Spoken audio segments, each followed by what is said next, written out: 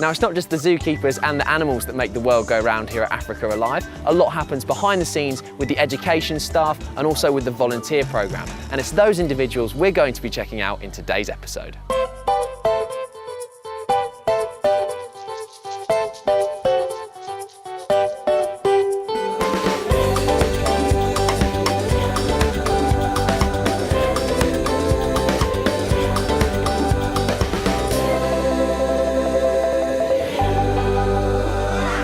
So we're here in the education department and Sarah is going to be taking us through some of the stuff that the guys here at the park do for kids or anybody who comes in to the education area. So first off, Sarah, what have we got here? As you can see, this is one of the props we use in our education sessions. And it's quite the prop. It is quite the prop. It's part of a Guess Who game for guessing which animals these artefacts belong to. First guess with this one is actually normally dinosaur, but this is a lion skull. Okay, and is it the skull of a fully grown lion? Fully grown lion, but plastic. But plastic, lion. so not an actual skull. Yeah, no, our lions are quite fine. This one is just a replica, but it's really good for showing children the huge, big canine teeth, the large nose, the eyes, and then comparing them and contrasting them to other animals. Yeah, I'll say your eye is instantly drawn to that, isn't it? But I recall you telling me you've got something a little bit more Something live. Slightly more real, yes, down in the bottom. I was initially a little bit concerned about this, and to be honest, I still am. Not exactly sure what Sarah's got in store, but I can imagine it's not. Okay. But don't worry, it's not what you think it is. I imagine you usually get quite the reaction. Normally teachers more than children will be heading for the door I'm not at this surprised. point. I'm just going to put this down because I have a feeling that's a little bit more delicate. So what have we got here, Sarah? It is a tarantula, as you can see but it is an empty tarantula. Yes. This is a shed skin. Just like snakes shed their skin, tarantulas shed their skin. And this one belongs to the tarantula who lives next door in the Discovery Centre. This is one of Chili's skins. I'm glad he's next door, if I'm honest with you. Yeah. I think this is about as far as I'd ever go towards holding a tarantula, but it's amazing how intact it all is. You can see absolutely everything. And when their skin gets too small for them, when they need to grow, they simply peel it off and grow a much, much larger, stretchier skin. And they leave this behind, which is no use for them, but very useful for us, showing the children all about growing and also leaving on desks to scare staff every now and then.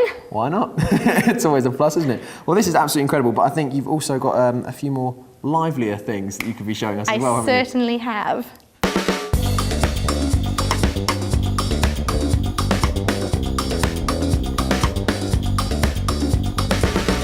Okay, so Sarah, this is who? Who is this? This is Aramis. Aramis, and what is Aramis? Aramis, as you can see, is a mouse, but Aramis is actually a spiny mouse, so not the kind you're going to see roaming around out in the fields.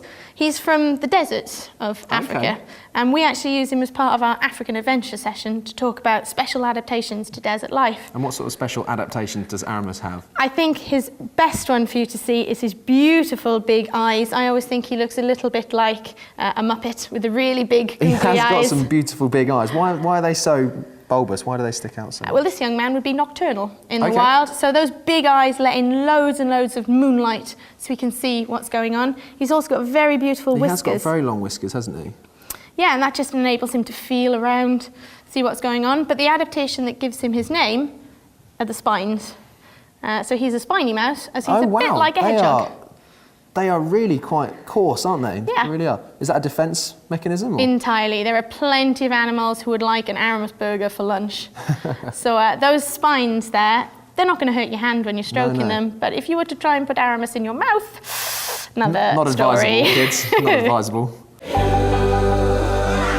The volunteer programme's been going since 2007, and it was started as a direct result of the Lemur Encounters enclosure being opened. Having volunteers in here, make sure that everyone stays safe, but also it's a really good chance to engage with the visitors about conservation and lemurs specifically. We have volunteers in both the animal management and education departments. The animal management volunteers really get stuck in helping the keepers with cleaning, food prep, also manning our Lemur Encounters enclosure, whereas the education volunteers help with sessions, craft, face painting, but they also have the opportunity to do our investigation stations as well. Marie Blowers is one of the volunteers here at the park and often finds herself meeting and interacting with members of the public here at Lemur Encounters. I've always been interested in animals, and in the last few years I've started to gain more interested in larger, wilder animals. So this gives me the opportunity to get closer to them.